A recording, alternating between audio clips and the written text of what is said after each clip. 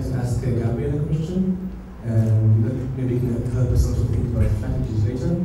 And can say like whatever you know about it, but I wanted to know a little bit about what you've mentioned about like the undercurrent diplomatic relationships between Eritrean regime and the Israeli regime, and like the unofficial currents, and how the whole thing has to do with the status of Eritrean political refugees in Israel.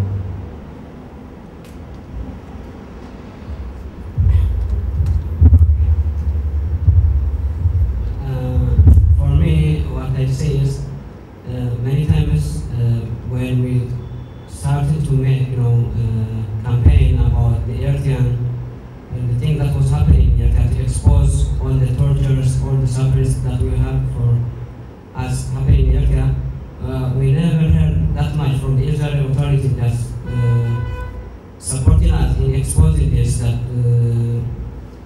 both things that was happening in Eritrea. I think they want to keep this thing calm in order not to annoy their friends back home in Eritrea. And the other things also,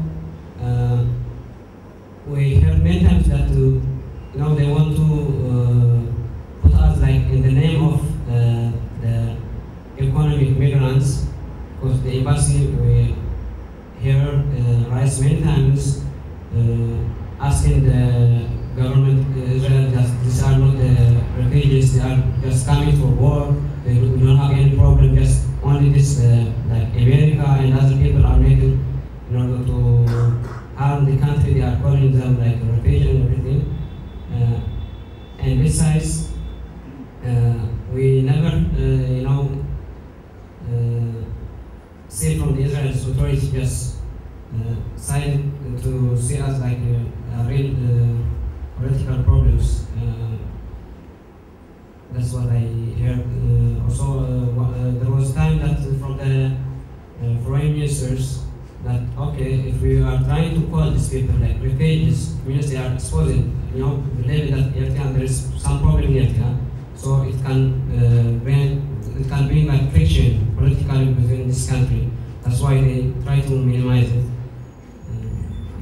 I think I'm answering.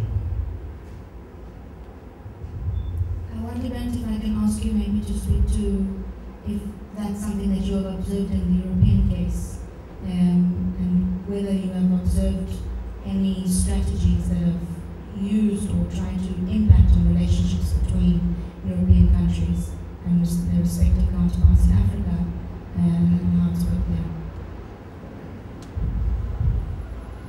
This a very particular case we have been following over the last years, but it's basically most of the deportations from Germany were not possible because, these are states. They are bound by laws, and there's no travel documents. You cannot make a deportation because it is a journey. So obviously most refugees don't have their passports anymore, or they're not valid, and so technically, how can you make a deportation, and how can they cross the border backwards? So the German government had this new strategy to, I can just call it what it is. They were buying passports. They were bribing embassies to issue some kind of travel document. Like the most notorious case, I would say, was the Nigerian embassy. They would just kind of tour Germany. The foreign authorities would bring everybody they suspected to be Nigerian. It was crazy, like basically any African they would bring there. And it was very clear they were paying 250 euros per person just to have a 5-minute interview, and another 250 euros for any travel document they would issue. Yeah, a piece of paper where they said, yes, this is a Nigerian citizen. He can cross the border for a period of 2 weeks. And first thing we told people what this was about, because they thought they were going to some kind of hearing, or they had a date with their embassy, so it seemed official. We just told them they're bribing them to make it deportable. people started, and we made demonstrations in front of the embassy or where these hearings took place, and it stopped. Because for one, people didn't go inside anymore, because if you're here, you're going there to be deported, and people obviously stop. And bringing it into the public, into the light of the public, this corrupt practice that the German government was engaged in, quickly put a stop to it. I think media is very, very important, always.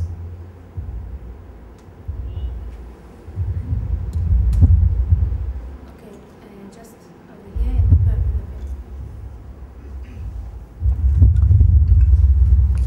Good evening, everybody.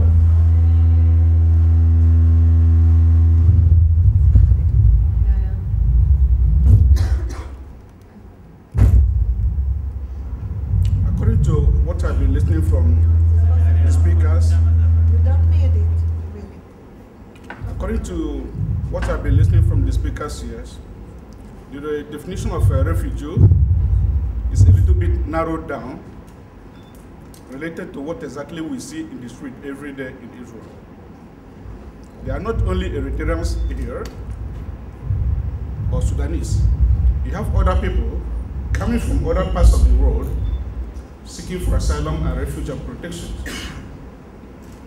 And then the most important part of them that is troubling, a group of stateless people. From the last time I was with the United Nations High Commissioner for Refugees, they say we have 1,000 stateless people in Israel. And there is no law about them.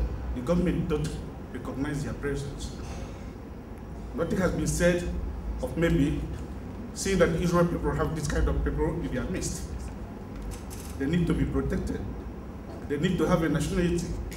They need to become an Israel one day or another, or never have a nationality throughout their life, or choose another nationality, given visa, given a residence, or allowed to do certain activities in Israel as human beings. Why are you trying to avoid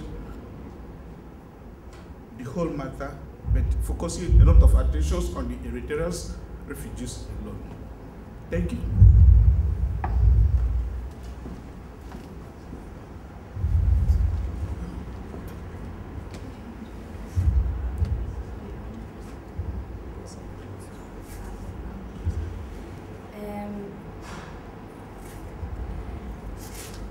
I think I will address the question, if the audience will allow me. I think that there are things that you are saying that are very true. Certainly there are refugees of other nationalities here in Israel. I think it's also important, nevertheless, to understand the numbers. We're talking, from what I understand, around about between 50 and 60,000 refugees in Israel, of whom approximately 65% are Eritrean, another 25% of whom are Sudanese, both South Sudanese who are a small amount of that 25%, and then another 15% from various other countries, including Nigeria, Ghana, Ivory Coast, Liberia. I don't think that anybody here is trying to marginalize any particular group of refugees. That is not the case in my perception. But I think in a way the numbers speak for themselves. And I think that you will find if you address many of the humanitarian organizations like ASSAF, ARDC, that are working on refugee issues, their doors are open to people of all nationalities from Africa, not just to Eritreans, not just to Sudanese. I think from the state side, there's also things to consider, which is that the Sudanese and the Eritreans do receive conditional release visas, so their status is somewhat different. And I think that's why we sometimes talk about the groups differently, because they are in Israel in a different way, although obviously suffering from some of the same denial of basic rights. And I'm wondering if there's anybody from the audience who would want to add anything to what I've said. Anat? Just to relate about the statelessness issue, was a great lawyer who was a colleague of ours at ACRI, Oded Feller, and he took a case to court of 3 stateless persons who were in prison. And at that time, the argument was you cannot hold a person in prison if he's not deportable, and if he's stateless, you cannot deport him anywhere. And following that hearing, the state was obligated to make a procedure to allow stateless people to gain some sort of status in Israel. So they have to cooperate with the authorities in trying to approach embassies, potential embassies, where they may have link to those countries. But if all this fails, they can get status in Israel, a working visa, and possibly even a better status later. I think this procedure is being revised these days, but people who are stateless, they have some sort of legal venue to get status in Israel. So I would advise go to ACRI or to the hotline, come to the clinic, and there is a way. The government hasn't come with any this in 2011. Find a lawyer. 2012 it fell. No law. Tekle?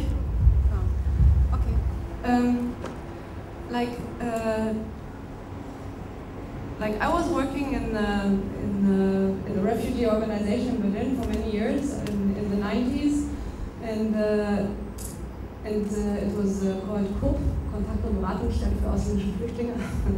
And what was special about this place was that there were refugees, like it was mainly refugees who were supporting the refugees. They used to be refugees, and they came from all over. We had Africans from Congo, from Nigeria, from Liberia. We had people from Afghanistan, from Bangladesh. We had a Serb from Serbia and a Kosovo Albanian, and which was not so easy, but they had big fights. But I think this was our strength as an organization, that we were like refugees from all over, and what bound us, or like I wasn't obviously, but what bound us together was like maybe also what bound together the sans-papiers in France.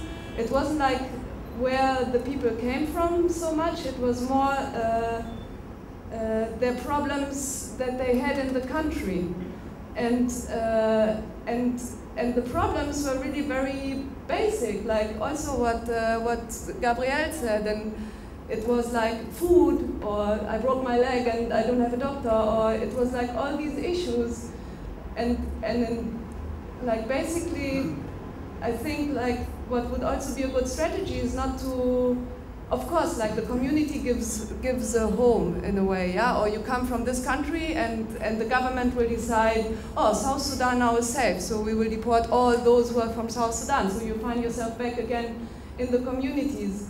Or the stateless people, okay, they are like this, so we will treat them like this. But I think what is important, and from my experience, what is successful, is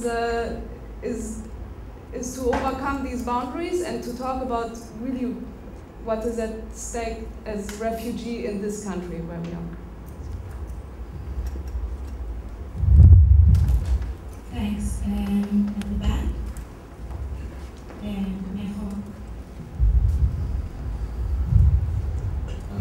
Good evening. I think it's very important to add some on what my friend Gavriel said before on the refugee politics and the general strategy of refugees here in Israel. As far as the government of Israel has a business partnership, they don't need to lose their vote in the end. So the most important thing they give priority is how they can get votes in the end. They don't care who is the victim of political instability back home. As far as we have been recognized internationally, more than 88% as refugees in Europe, whereas here in Israel, our status has been denied. This shows another negligence by the government not to be responsible, even in writing the exact names in our visa. Most of the names written on the refugee's name is mistaken. There is no right, I cannot say 100%, but most of the names written on Eritrean visas are not the right name of Eritreans. This indicates that whenever someone gets an accident or happens something which is not good, their family abroad will ask or request the government, especially the Minister of Interior, what happened to him or her. Giving their right name, they will not find even. They will not find their exact names. So this shows that how far they are not responsible for any conditions. On the other hand, whenever I see the Eritrean regime's ambassador to Israel, he has been playing a big role in undermining the refugee status. According to him, he said that they are invited guests by the NGOs in Israel. So they are responsible to hospitalize to accept their guests. This is what he said. It is really ridiculous for me. We are not invited guests by anyone in Israel. We are here because of the continuous persecution, arbitrary arrest, kidnapping back home, to be frank with you. So, based on this report, I invited the ambassador to sit on the Israeli TV station together and to have an interview. He denied, he postponed that interview. While Israel government is training militaries in Kenya to fight Al-Shabaab, and on the other hand, the regime in Eritrea is helping the Al-Shabaab movement in Somalia. So why did they give priority to business partnership on the other hand? We don't need to be anymore the victims of political or business partnership at all. In the end, we will not remember the words of our enemies, but the silence of our friends. Why they are that much blind and deaf? Why we have been recognized internationally? It's very important for me to raise the awareness of refugees, to establish a democratic, justified, with unity government back home, having a constitution and a constitutional government. While we have no courts in Eritrea, except Kangaroo Court, that has been run by army commanders. So thank you for listening. I see your hand. These are, I think, very interesting words, and to speak from personal experience, I admit that 6 months ago I was completely ignorant of what was happening in Eritrea, and it wasn't until I spent time in ASSAF that I became aware about the persecution, about the arbitrary detainment and arrest, about the lack of freedom of movement and expression, about compulsory military service that goes on for years in Eritrea. And I'm hearing from a number of different places that this relationship between Israel and Eritrea, to do with business partnerships, to do with mutual interests, whatever they may be, seems to be something that is having massive impact on the lives of refugees from Eritrea here in Israel.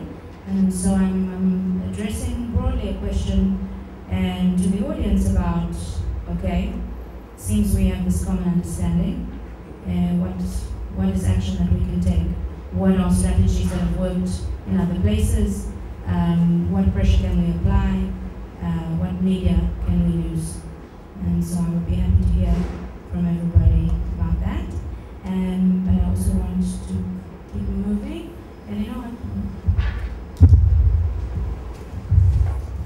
Hi, I'm Guy from Darfur.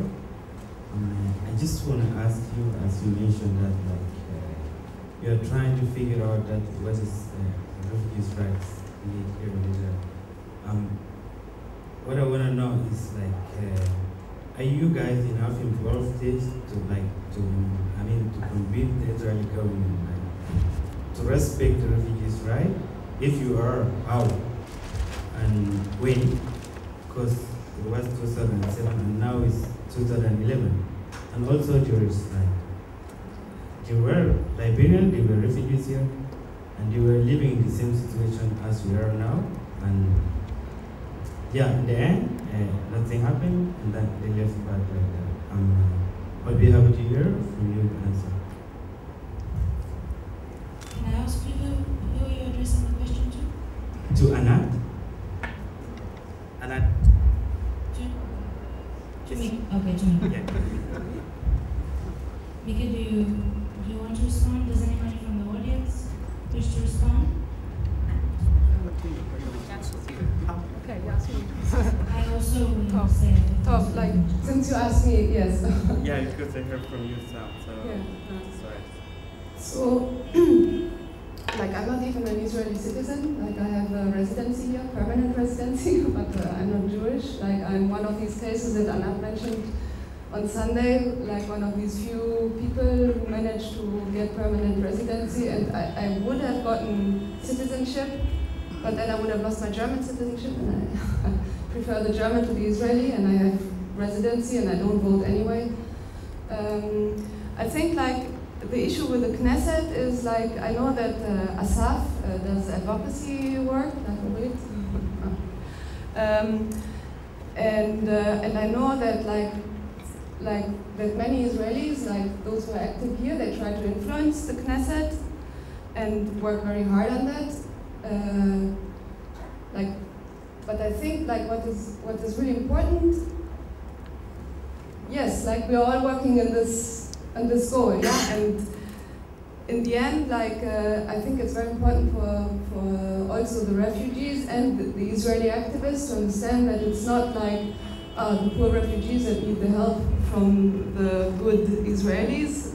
Like, it's for both to understand that it's a sort of cooperation that needs to evolve, where everyone is, like, as equal as possible, and that we start speaking with one voice. Like, we don't have a vote, but we have a voice. And like, where I want maybe to connect to the social protest of last year's summer, this is, for example, for me, it was the first time when I felt really connected, and somehow where I felt I'm part of this here, because there I felt it's not about Jews against Palestinians, or is it, like, no, it was about the people who live here, and I felt it's just as much the refugee who now lives here in the park as me, as Jews, as, like, it's just anybody who lives here now, who's here now, and this is the people who are concerned. And I wish this, I think this spirit is the spirit that can change things in the world and here. I would like to ask Bernd maybe to add a few words.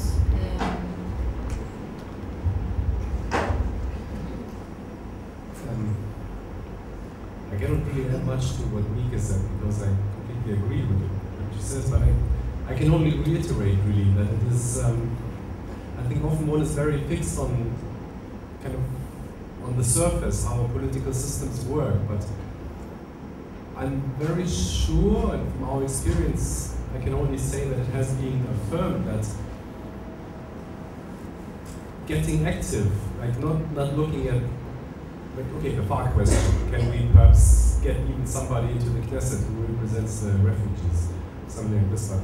Basically, just uniting and kind of just starting to voice concerns and demands and different perspectives already sets a lot of things into motion. And I think it's not always easy to do this, to expose yourself.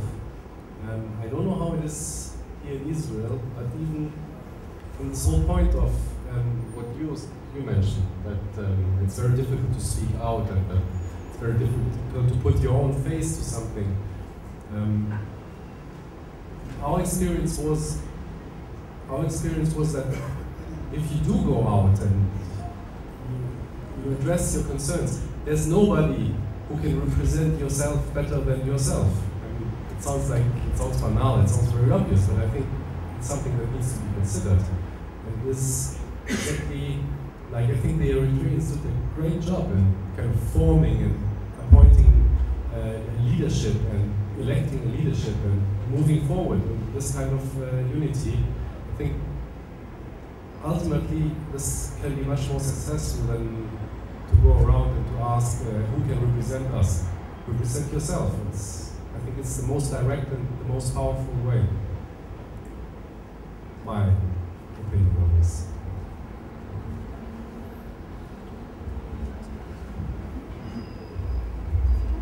Okay, just to add on that, it's only not need to blame the other organization from what which I learned here.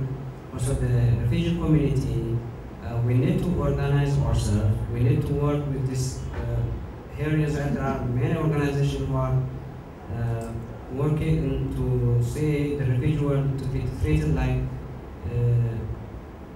to be working with the government, forcing the government to treat the asylum seekers like real refugees. I was participating in a lot of demonstrations. You can see that the Israelis are more than the refugees. So for us, the refugees, we need to work very closely, and we can influence if we are together with this organization, if we are helping them, if we are talk about story. Just I can believe that we can make the pressure for the government, and they can assist us on this issue. Because in the time that I was which I was speaking before in the 2007-2008, we were like highly well organized, and we were also very active with. We make impression in the Israeli society. If you are making impression in the Israeli society, if you are make visible your case, the people they have the power to influence the government. So for us, we need to be organized and working hand in hand with this organization here in Israel. Thanks.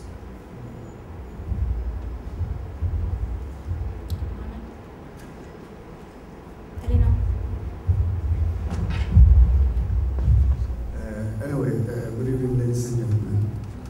First of all, I would like to extend my big thank and appreciation to our speakers really this evening. We've learned a lot from you people, and Gavriel also, as from my continent, really, you people were very, very courageous, and you were able to show, a lot that we really didn't pick up. Anyway, speaking of from Liberia, very small country, my country also had a very good relation with, especially Israel. Was a historical relation with Israel. In 1948, we voted for Israel to become a country in the UN. And above all that, Liberia went to a civil war, which was one of the, deadliest civil war in Africa. 14 years. Liberia has been colonized by is the only American colony in whole Africa.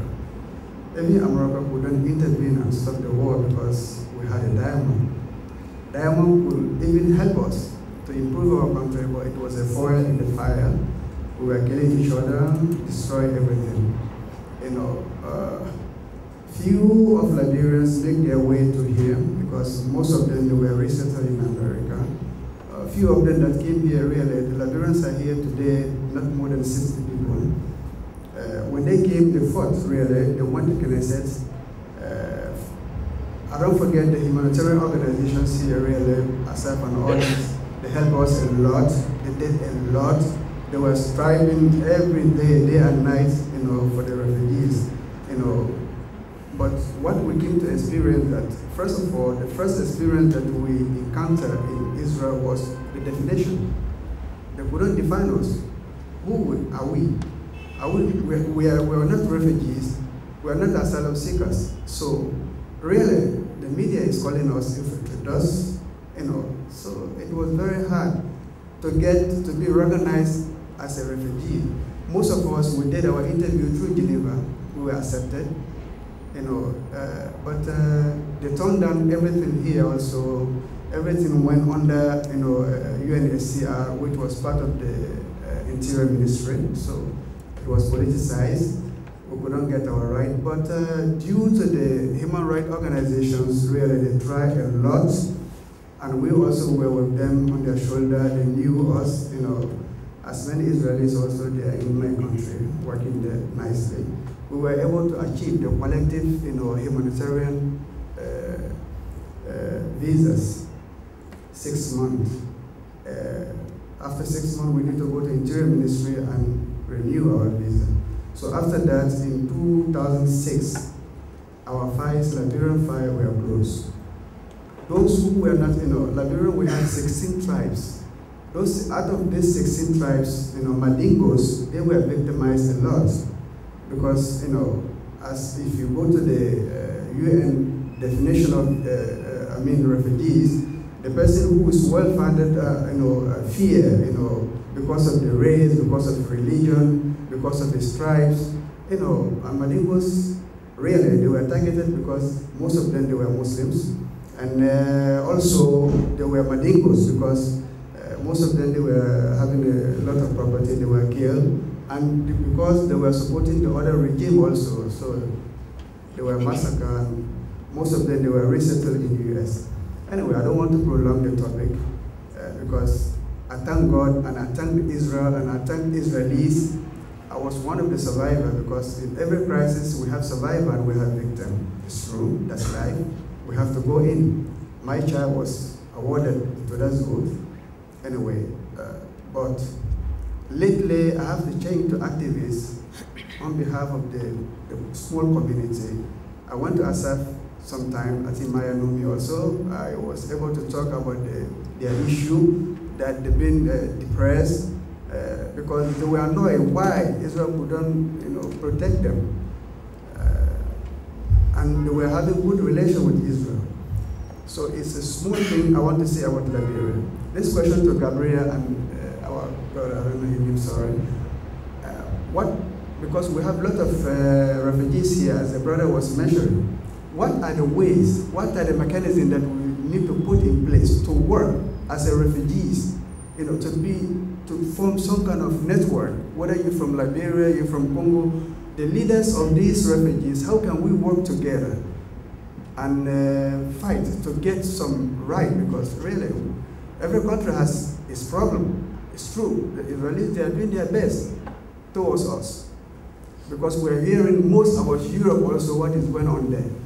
But even though the Israelis themselves in the human rights organizations fighting day and night for our sake, because we are fighting for them to look at us, first of all, as a human beings, because that should be the common factor, or common denominator among all of us.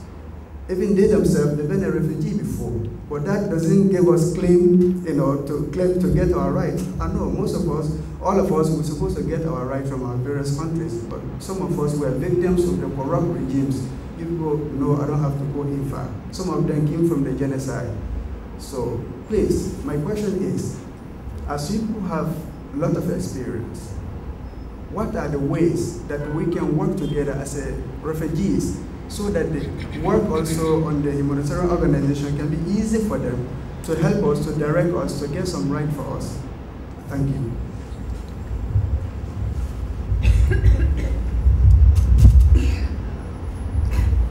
Okay, just I want to give you my opinion. For me, the thing that which I learned also here from Israel, I don't want to be like a complainer. I want to be like a person to bring the solution. As Africans, we are developing, like, we complain just to wait for all the answers from somebody to come for us.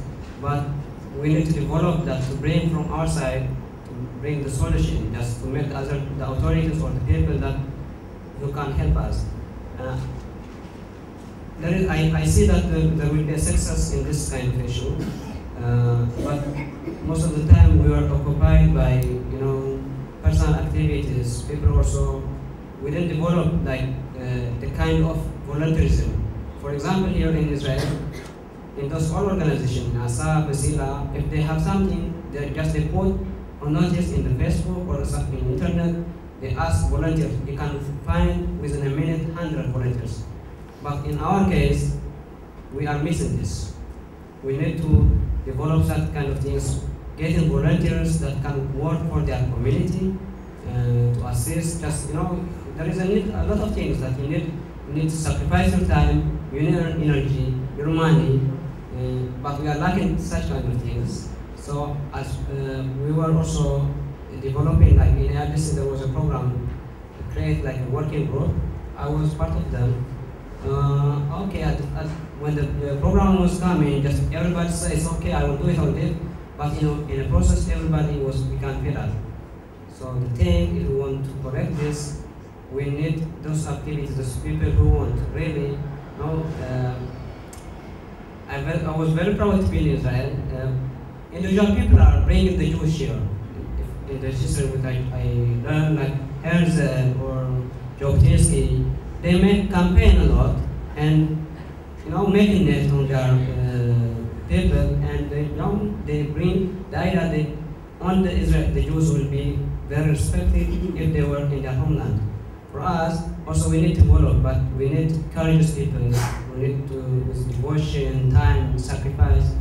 So let me work together. For me, I can see if we develop such kind of things, things will be better. Also, we don't need also, for me as a person now, I'm activist with all these organizations like Masila, Hotline, also ASSAF. But for me, I want to use the freedom, the partial freedom that I get in Israel that can take me back home. We will be respected if we solve the solution at home. That's what I understand from Israel.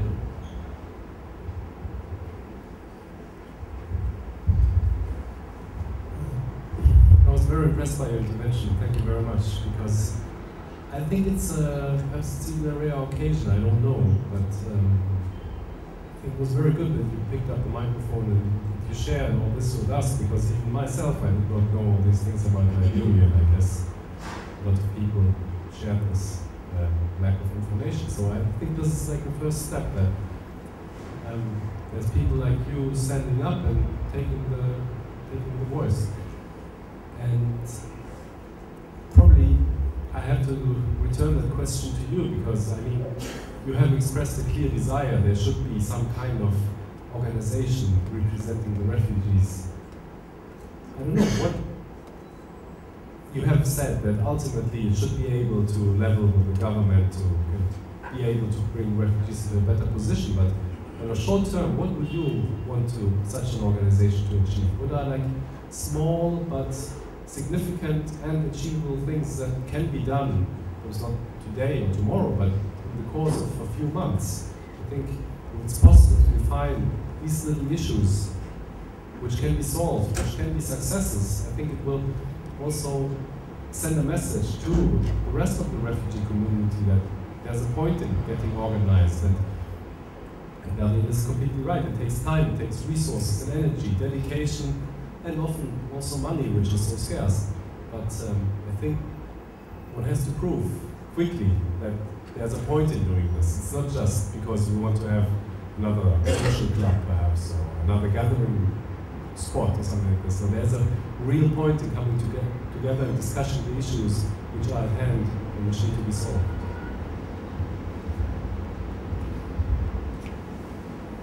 I think Bernd put a question out there. I'm not sure if you want to maybe respond to the question, and also I open it broadly to the audience, because it seems like an idea that is come up a few times. Mohammed, and I will take a couple more questions, but let's carry on with this discussion. I think it's interesting. Leo Mohammed.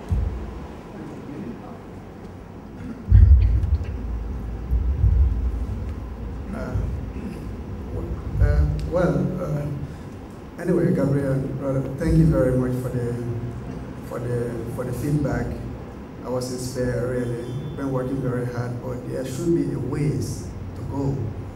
You know, as I was talking about the Liberia and Israel, relation, because especially when we came here, and now the system people that I'm talking about, half of them are children, actually, and some of them have been voluntarily, deported. Some of them went home. So the rest, half of them are children, and until now we are still fighting also for these children, because really in this world nobody chooses his birthplace. Many prominent Israeli, officials, most of them, they were not born in this country. But such, I don't care how we should be, the refugees or infiltrators, or once God brought us here also to this promised land, I think we deserve also to be treated like a human being, or qua pro quo, as we call it in diplomacy, as such a deep relation. All these prime ministers that are here today, whether Shimon Peres or Netanyahu, all of them depend on my country. In such a way, if we have, and Israel also has a good relation with almost most of African countries, Nigeria, Congo, I think if we are treated well or give an opportunity to go to schools here, we can be a good friends of Israel. Actually, we can be a good friends of Israel. But as you people said, we need to organize ourselves. Really, it's true. We need to organize. We are missing that point. We are missing that point. This country is very strong. This country is very rich. I'm sure we can be durable. They can absorb us. As a humanitarian organizations also, they are trying their best. I know they are trying. But how can we be connected to Israeli society? I know the big picture now is Eritrea and Sudan. I'm not jealous in them, but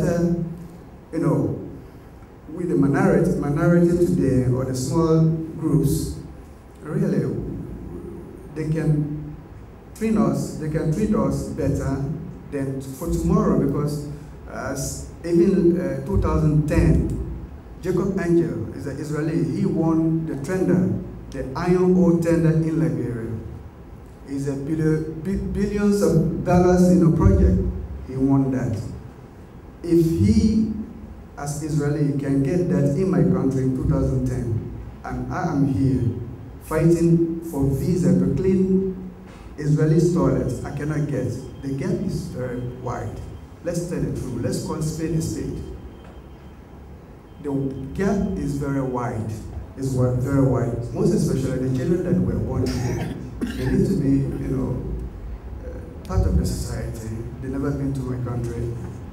My 3 kids, I told them last time I went there, I can't explain what happened. But anyway, they loved the place, but it was not easy when we came back. So I'm appealing to all refugees here to this evening. Let's start to be connected to each other and try to speak with one voice, to be connected with the human rights organizations that are here, more than 7 or 8 today in Israel. All of them, they are working for our well-being and how we can be improved. So now there are a lot of opportunities that have been opened today, like the computer courses and all this. But the problem is the deportation. Now the Ivorians, they need to leave the country. How can you go to school and you are afraid of this white bus? Immigration, how can you dodge on this one? So we are living in a very constant fear. Really, most of us, some of us want to learn, some of us want to work. I know everybody will not make their way, but if the majority can make their way, that will be very good. I'm appealing to Israel and its people to look at us like a human being and open some opportunities for us. We can be a good friend of Israel. As the whole world today is like a village, we've been connected. Europe, if the European civilization are the culture of Israel, I think there are some things have to be changed. But changing, we have to take the lead, we as refugees. So let's come together. There are people around here that can help us. We have many, in every society, in every country, there are good people, there are bad people, I'm sure. We are going to hear many things, but don't listen to those ones. Let's try to focus on the positive sides of this life. The life is very good. So I thank you so much for listening again. So please, this is our message. I'm speaking on behalf of all refugees here today, that we should try to find mechanism to be connected, even not within ourselves, but our leadership, they can get connected. We can form some contact list so we can be connected in Facebook, on the telephone, call each other and come to one voice so that it can be easy for Israel to deal with our problems. Thank you too again. Sorry, thank you for listening.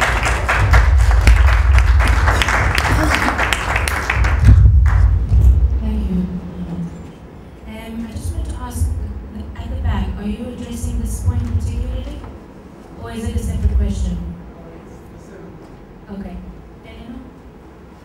I know that there are two questions in the front. I just want to keep flowing with this, and I'm coming to you now. Thank you. My name is Charles. I'm from Kenya, and also part of volunteers with the Refugee Voice newspaper, those of you who have seen it. And I would like to begin with all of us as we continue to champion the fight for the refugees. Now, somebody asked about the minority and the other small groups. I think it is of importance that when we are talking about refugees, we don't only talk about the big communities, because like looking at the situation right now, it's like the government is trying to eradicate the smaller groups because they are easier to catch. You know, when you look at the visa situation, someone was writing about it in our newspaper.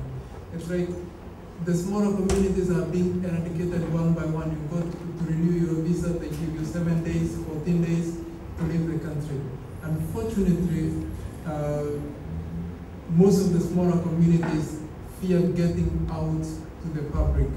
But if we who are championing this cause will mention their name, then I believe they will be courageous enough, you know, knowing that there is somebody who is supporting them out there. They will be courageous enough to stand up and come out to the open and join the cause with the others. That is for sure.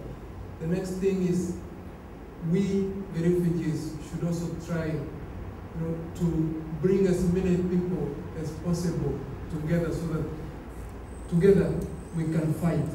Not only as Eritreans or Sudanese or Congolese or whatever but together as refugees or asylum seekers, together we can be able to fight, and it will be easier that way than fighting on a smaller, you know, a group on its own, another group on its own.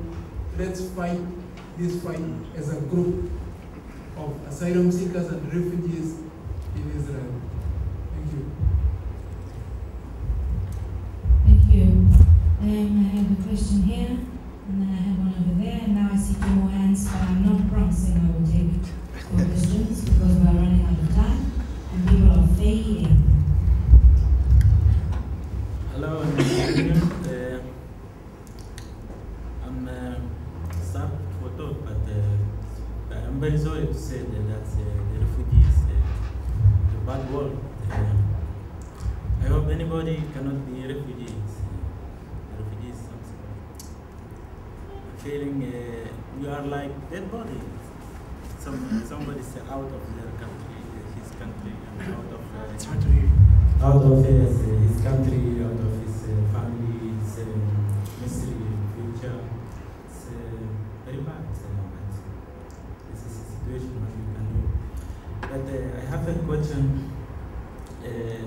I think in the world, all the refugees take care of the UNHCR. I think, but here I don't see it in UNHCR. So all the refugees take care of the Israeli government. I don't know. And then also the Israeli government is the Sudanese why they come here. All the people is asking why you are coming. Well, we are coming to Israel from Egypt. We are not coming just war. We are coming for looking for peace. We protest in Israel, Mr. Mahmoud, more than 3 months after get killed. Kill us more than 30. After that, we are escaped from the Egypt because there is no peace. That's why we came here. I don't know. Here is also we are not getting really alright. We are looking to see we are alright, but I don't know. Also, Israeli society, they don't know why you are here.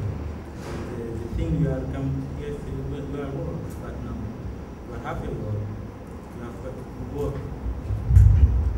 If they have no work, we are not here say 1 day or 2 days, we are get soon our country. really want to tell the Israeli society we are happy war. After the end of the war, we are getting war. Also, those whom they are coming from Egypt, they recognize in Aviv, they are really refugees. They have a UNHCR document. But yes, Israel said it's just a filtration. I don't know why they don't recognize. This is my question. I really like to get my answer. And also, I'm asking what our future? All refugees. I don't know. So I hope I will get a question, answer. Thank you.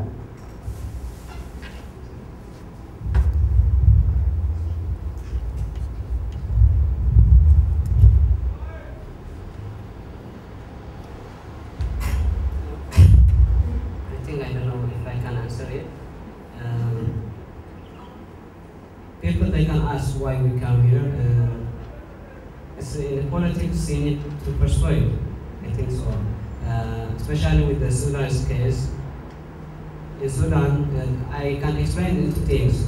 When we come from Sudan, it says that except all countries except Sudan. So except Israel. Sorry. Thank you for correcting me. Then you know that you are coming to the society that they are scared that you are in the state of war. But in Sudan also you are coming from a country which is torn by the war. Just Arab securities are making on the same people who have the same face, and you are being able to get to Israel to get protection, and you need to show that how much you are not like people that who have head with the Sudan. The governments are making, for example, the same case like was. The Eritrean government are using the media and making scare the Eritrean people. Oh, America is against us, Europe is against us. They are making that Americans they are not against us, but they are making as if to believe them because they want to stay in the power by using the external force as enemy of the country. Also in Sudan it's the same like this. So we need to persuade that we are not the enemy of these people. And also we need to believe that if these people are treating us like human, able to give us a shelter, that tomorrow we will be their friends back home. I think so. For example, the Darfurians, if you were able to in your relationship, create a good relationship with society, and who knows, tomorrow from the Darfur they will come to the government and their brothers and sisters were able to get safety in Israel, which is called as enemy country. Things can be changed. But for us, in the future, it's like a big politics. You have to play the game. Because the government was scared by the large number of people. They say this is their small country. They want you also to be like a Jewish dominant country. Because they were thinking about their people, their country.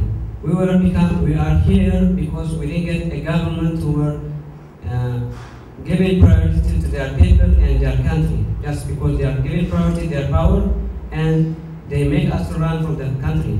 So we need to show them that if they gave us like shelter until the things are back home, tomorrow will be, for me personally, if that's what I was campaigning now. The partial freedom that I get here is given in Eritrea. I'm never able to share my experience, never able to talk about the president. Here in Israel, I can talk about Prime Minister or the Foreign Minister, I can criticize my opinion. No one can touch me. I want to take this kind of initiative of experience to my home because the main problem is back home. If the things we get good government at home, we'll never be here. Or, for example, if I start to talk about Eritreans, you can see all the young generation are becoming hopeless not because of Israel, it's because of the main problem back home. So we need to work in such kind of things. Also, we need to be able to, to develop good relationship with the Israeli society. I was talking before with, I don't remember her. There are like many people from Philippines, from China. I was amazed. They were able to integrate with the Israeli society. Can never solve them, but we the Africans were failed to do the same things. There is a lot of means that if we were by ourselves, we were able to make a mechanism to dissolve in the community, to show that good things rather than something that can scare the community. Maybe it can influence all the people. They can say these are good people. They were able to integrate with the culture, with the system. Then maybe it can influence the other way around.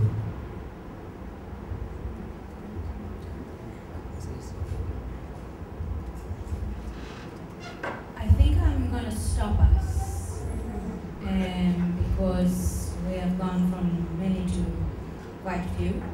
It's getting late. I just want to, I will let Bernd speak because he's on the stage and he has privilege. But I just want to remind us about two very important ideas that for me came up here this evening, and maybe we can use them to move forward. The first was started with a discussion about the relationship between the Israeli government and the Eritrean government, and moved to talk about how can we influence that relationship, how can we use the relationship to our advantage. And I think then later it expanded to be more about the relationships of the Israeli government with many African countries. So maybe we can think about that. And the second idea that seemed to come from many different areas is this idea of speaking with one voice, of coming together, not just only the different refugee communities, but also the refugee communities with many of the human rights and humanitarian organizations, and being active together, being involved together, and speaking with one voice. And I think those are two ideas that maybe could be very useful for us moving forward. I will let Bernd say the last word. No, it will not be, it's a question. But it's exactly he wants to ask a question. Yes. Shall I let him? Yeah. I just wanted to ask, a lot of people said this, the second point, you need to get together, the refugees. Can you not just set up an organizing committee that kind of takes this into its hands and tries to organize some kind of follow-up meeting, just to take it somewhere? I mean, a lot of people have spoken in favor of this, they are here. Can you not just get together and set up a committee and go ahead and schedule a meeting and invite people to join it? The Rosa Luxemburg Foundation has already been very generous. I'm sure that they will lend further support. You all said there are a lot of organizations that are willing to help, and I think it would really turn it around if it would, for once, be an organization or a gathering of refugees that can invite the Israeli activists and not the other way around, because I think it's a very nice step to work together on an equal level. And I think from this committee, I think it could really move something forward.